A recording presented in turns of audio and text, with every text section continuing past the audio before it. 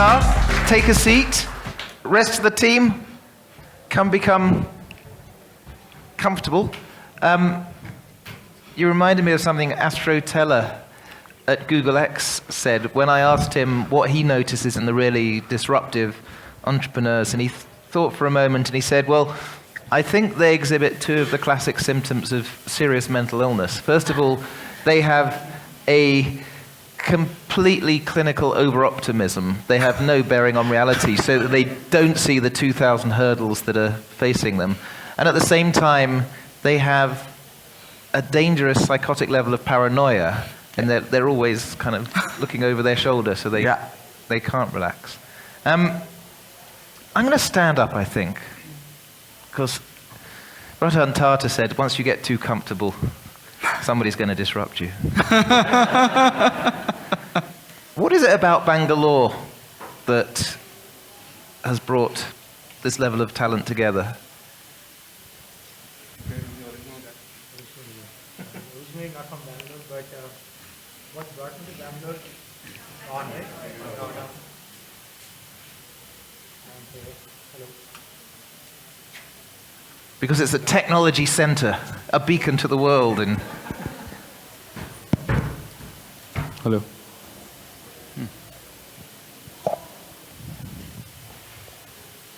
Hello. Yeah, much better. So what brought me to Bangalore was before starting Myntra, the previous two startups that I worked for in Bay Area both had offices in Bangalore. So from 2005 onwards, I was traveling here every quarter. And some of you may remember this whole India Shining days. There was this whole vibe in the air, and that country is about to change. A lot of big things will happen. And I was in Bay Area in '99 also, so kind of went through the whole .com euphoria back then. And I could almost feel similar sentiment here. Plus, given that there was already very large IT industry here, a lot of software engineers, good climate, venture ecosystem was starting to develop.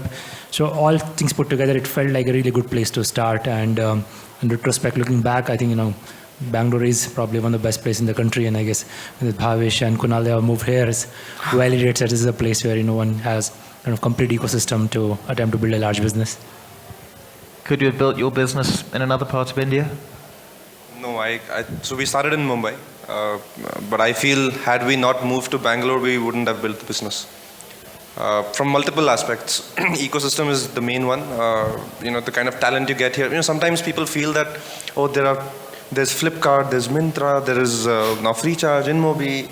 How will you go there and attract talent? But that's the whole point of an ecosystem, because talent breeds talent, and the more good people are attracted here. So we were able to build a very good team, engineering, product all over, because we were in Bangalore. We would not have been able to build that team out there in Mumbai. And I think we were this was actually one of the toughest decisions we ever took, because we were comfortable in Mumbai.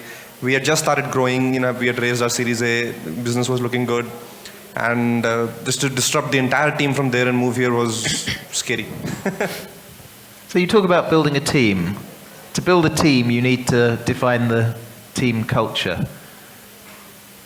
How important is the idea of a team culture? Who's got the biggest team out of? Yeah, I guess. I think his number 50,000 transactions per day. I think if you look at the entire Flipkart ecosystem, we are probably getting somewhere close to that number. So it's a pretty large ecosystem across our whole supply chain, etc. But to your question about team and culture, I think it's phenomenally important. It's probably I think Naveen talked about that. The finally getting the priority order of people, product and profit. Right. I think it's most of the business we are building. They are about people, and people work around a set of values that builds a foundation on which everything else can be built. So I think from the early days, I think it's phenomenally important for entrepreneurs to be very clear about what core values we're going to build the business around, and not compromise with them at any cost. Mr. Tata was also talking about how important it is for a company to have a moral fiber, and he gave us an example of the cost he was willing to pay to uphold the values that Tata stood for. And now we know Tata's in our organization is here for decades, will be here for next many decades. So we have spent time in trying to articulate the culture we want to build. I think that's been worked well for us, but it takes hard work. It's something it does not pay dividends immediately. One has to think really long term, I know Naveen has done tons of work around. Maybe he can, add some of his experience in building a. I mean, Naveen, you've got to build a culture across 17 countries. How on earth do you do that? I think even before you build a culture, I think it's the fact that there is a realization that you need to build a culture is actually even more important, because that's an agreement to say, okay, I've understood there is a problem. I think for us it was very simple. We realized that I think all the companies here are in a scenario, in a situation where things are changing every year or two. Things are getting disrupted, new things are coming up, what you're doing becoming obsolete. Which basically means that you can either continue to, be a follower for most of the things that you're doing, or you could try to become a leader in few of the things. You cannot be leading all the things, frankly, but at least in few areas can you be a leader, which basically means that, you got to do innovative stuff internally.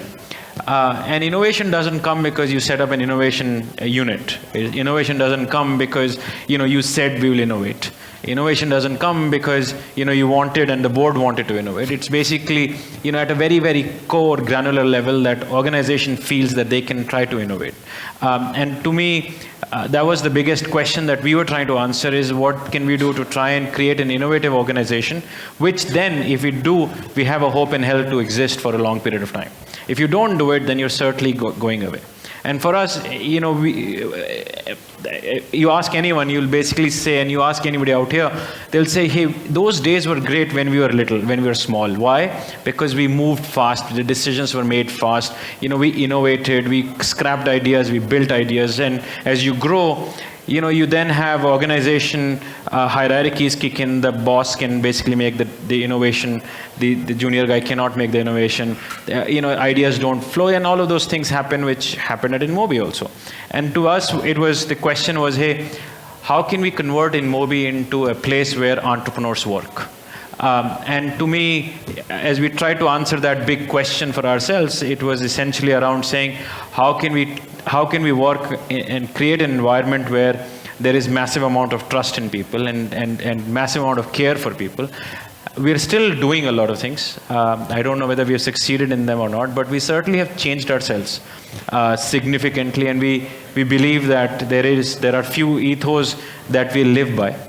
We've changed, which basically, by the way, means I think changing culture doesn't mean that you put it up on the wall. It actually means you put it up into your execution daily frameworks, and bringing it down from a wall to a framework into where it actually gets executed is the hardest part, because you're now making tough decisions. And some of the decisions that we felt very good about making, but it took us a lot of heartburn to make was, and I've talked about this publicly in every forum that I've gone in, we've gotten rid of, we didn't believe the performance management system really is useful in the world. So we got rid of our performance management system.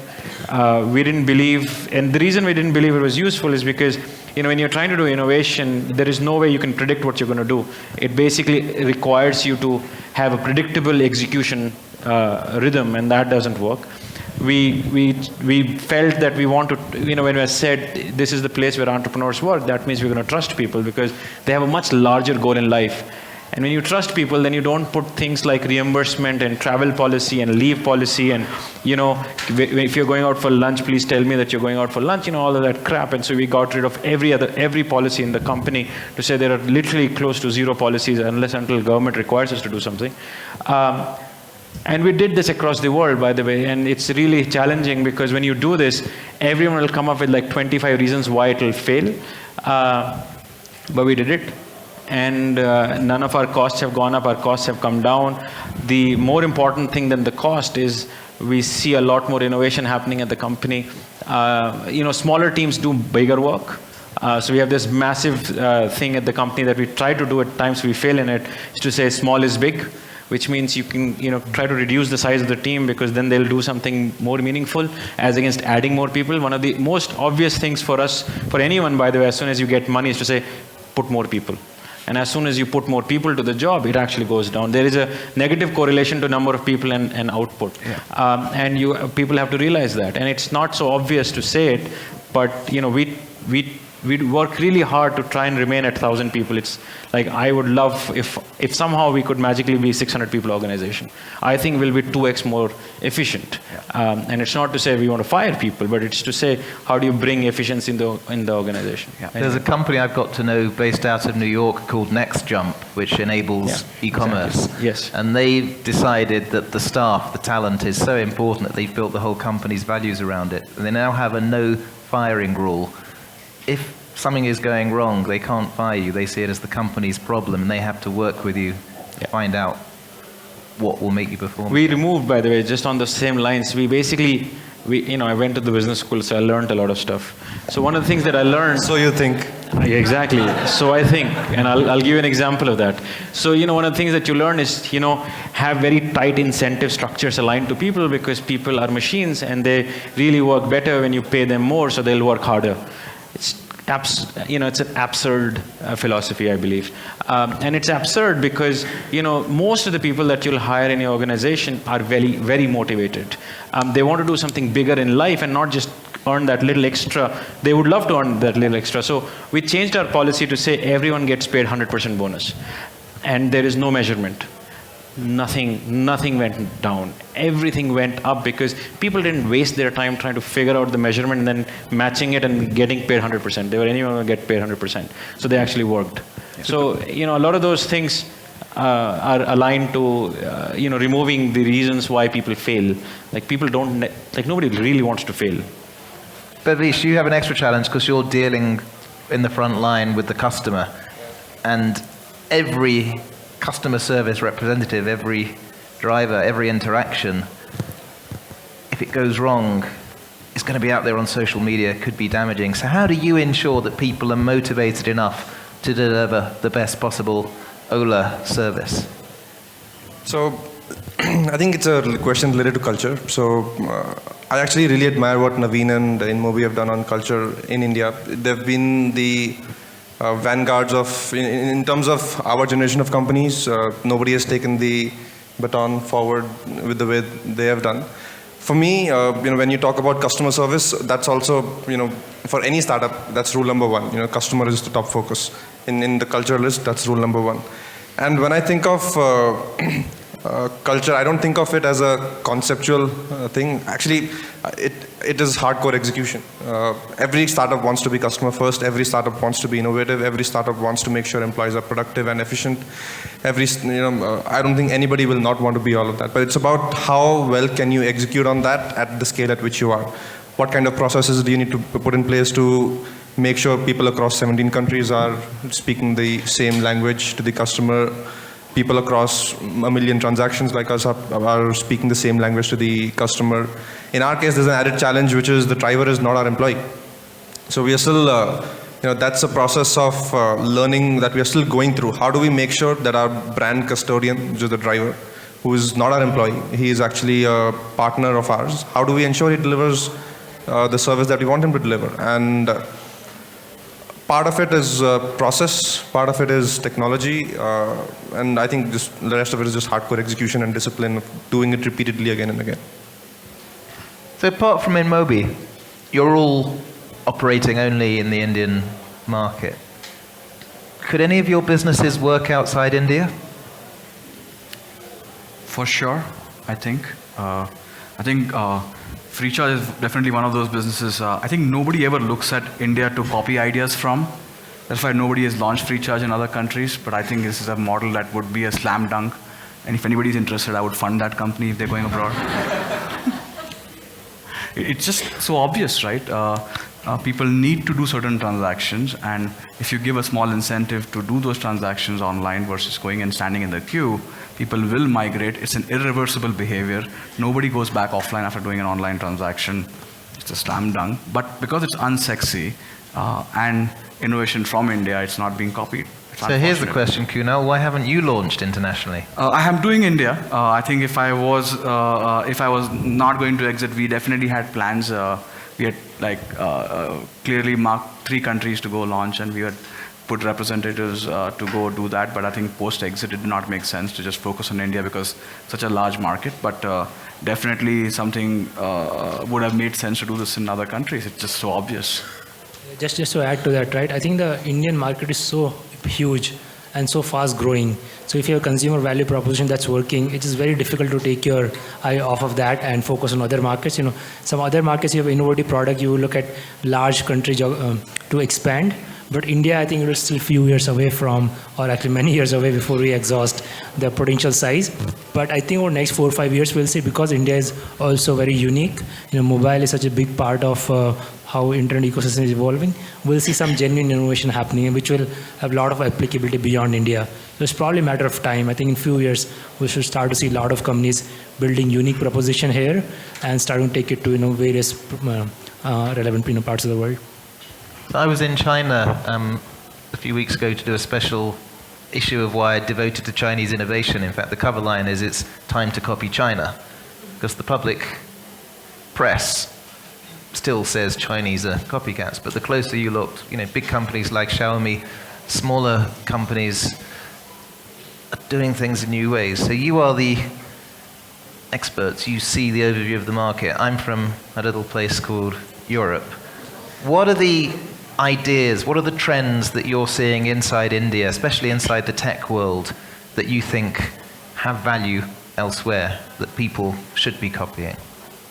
I think one unique dynamic in India, to an extent that's true in China also, is just the mobile-first nature of the economy.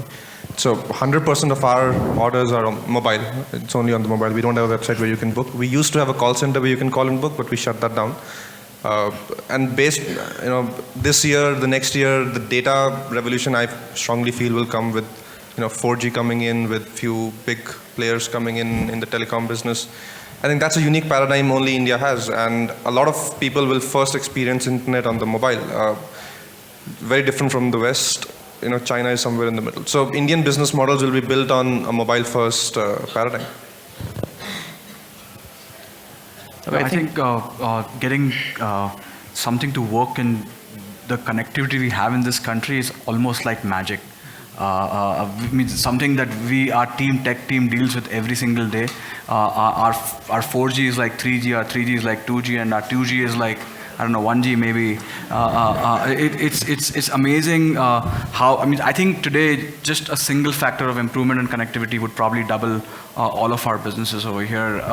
It's just that getting tech to work with these constraints is a massive tech innovation. I remember going to Facebook headquarters, and they had a small area called as the empathy zone, where they had these phones and trying to get the Facebook employees to feel the empathy for people who are in these countries. I was like, this is what we live in every single day. I was watching this Coldplay video of this colors and all of this stuff, and it looks bright too from the outside, but this is the chaos we live with every single day, and getting something to work in this chaos is actually magic. I think, a lot of our business models are, derived from lack of infrastructure. Fundamental lack of infrastructure, fundamental lack of proper aggregation. And so both of those things are, some of these business models got, invented to a certain extent in America, but they got serious scale in India because the lack of infrastructure really helps. And I think there'll be a lot more push in India because of, our lack of infrastructure is going to become a boon to a lot of the internet businesses that will get created. Because things are not organized, there'll be a lot of businesses that will get created because there'll be massive level of things that will get organized. Now, once those businesses get created, the reason they don't have massive business models outside of India yet is because those things, you can still drive, even in Europe, you can still drive and park somewhere, even though you have a little car. But you can still go and park. In America, you can go and park, but then those business models will go in there. May not have same level of value proposition to, a developed country, consumer, but even though it's less, those business models will get created here. For me, by the way, going back to your China point, I think my biggest learning for any businesses, and I would urge every one of the entrepreneurs here, is to go to China. Not to start a business, but No, actually, starting business not that bad. Our China business is fastest growing, and it's it's a massive, very good place to start a business also. But to learn from there, because I think what they're doing is exactly to your point, the way they run their business is just fundamentally different. You coined the term 996, right? When I was in Beijing, I kept hearing companies say, "Oh, we're a 996 company." I said, "What does that mean?" People are here 9 a.m. to 9 p.m. 6 days a week. Yeah, and I think that's not even. Good luck, Europe. Yeah. Good luck, France, with your 34-hour working week. Yeah, and let August come. Yeah, but I think that's not even an exaggeration. I think it's absolutely true. I was telling you the story that I got a meeting scheduled from 10 p.m. to 1 a.m. And I went there, the office was jam-packed, right? We don't do this yet. Like we live in this confused world of, you could go in there and you could see the intent of that country to say, we will bring our country out and we'll take it on the top. And I think we need that as a country here. I think it's a good thing, Naveen, we don't do this yet. I think going to our earlier point about culture, it might have some impact on culture. It's more that they take it in and then do it. So this brings the discussion of work-life balance discussion over here, right? Does that exist? There's no such Naveen thing as doesn't that. get to talk about work-life balance anymore. Yeah, your wife is here, so we'll make that. I truly believe in that model of work-life balance. But I remember, I will come home at 6 today.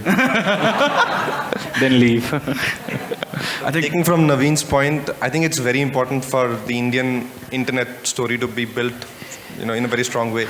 It's very important for the country. It's very important for the Indian internet ecosystem. It's very important for the, broader business and industry landscape in India. 10 years out, if we haven't done a good job of it, it'll be, I don't think it'll be a good place to be in.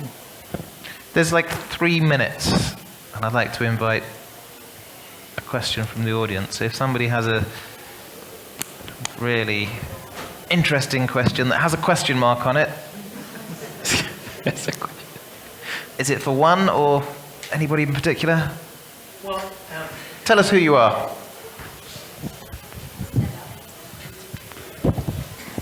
My name is Kishore Rajaram. I live in the States. I just came here for this event. Thank you, Fanny.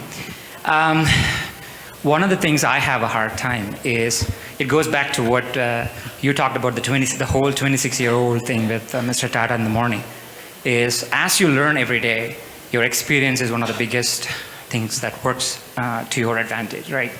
But how do you keep your young and 26-year-old alive? Like naivety, Unless you're naive, every day you are gaining new things and learning new things, but unless you're naive, you're not going to take bigger risks. You're successful at something, finish, move on to the next one. But unless you are able to take the risk, you are not going to make progress. So the question is simply this. Do you believe in that? If so, how do you really manage the experience and naivety part of it? Who feels naive? I'm 36-year-old, probably the older of the group over here. That's not true. No, sorry. But you are the early generation entrepreneur compared to this generation. I'm the older in the current lot. The guy who... Same age. Okay. Thanks. All right. So I think as a 36-year-old, when you meet 22-year-olds and 23-year-olds now and discuss how they look at world, I think first thing is that the way they look at technology and how people use mobiles and everything, I think we are not really native at that, right? And I think what I do is I spend a lot of my weekends meeting younger entrepreneurs to see how they think about things, is just to kind of stay younger, right? I stay active on social media to just connect with them and understand how they think about life. And it's very easy to become irrelevant. I think the shelf life of every business is kind of shrinking as the world is getting more connected. And I think the best way to find out what's emerging is to stay connected to the younger audience. I believe in India, every 12 to 18-year-old is currently the chief technology officer of the house, the one who understands technology the best, and now therefore becoming the chief procurement officer of the house, because that person knows how to use technology and taking the household to the world of technology. And it's very important to understand them. I made a comment, I was at the ET 40 Under 40 Awards, and I somehow I didn't realize the audience was not all startups. I said the 40-year-old is like the uncles now. I said there are a lot of uncle companies out there to be disrupted. And that's the only thing that got covered in the next day of ET40 under 40. So.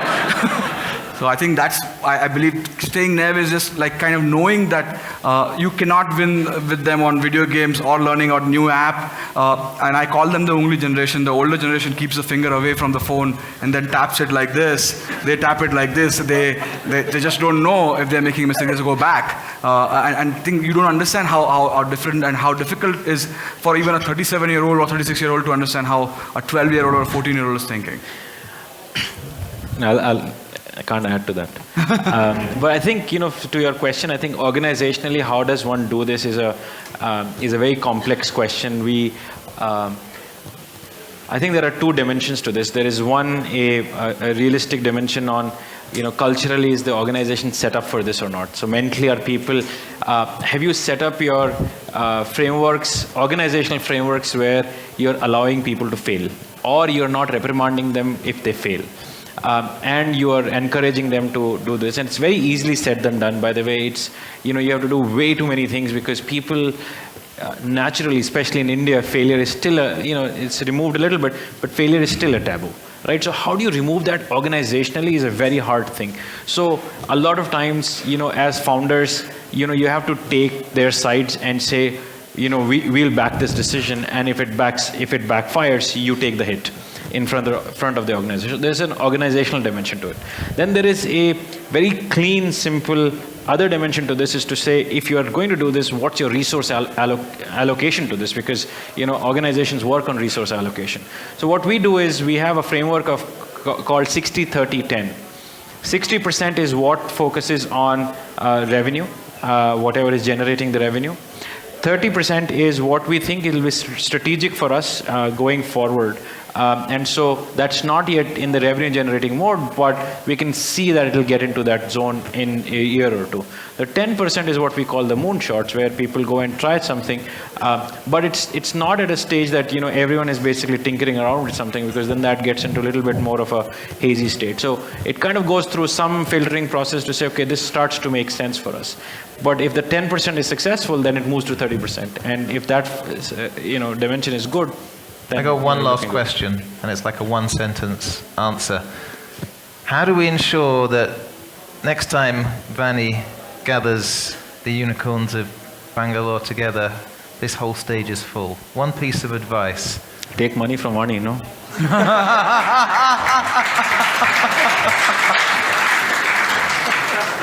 I would say just take a lot of risk. I think there cannot be a better time to run a company in India. I think it's just inevitable. I think amount of entrepreneurs who are coming in, it's bound to happen. We don't need to do anything. I agree with Mukesh. It's only a question of time. So depending on whether you have it next year or 2 years from now. Mukesh, Bhavish, Naveen, Kunal, thank you very much.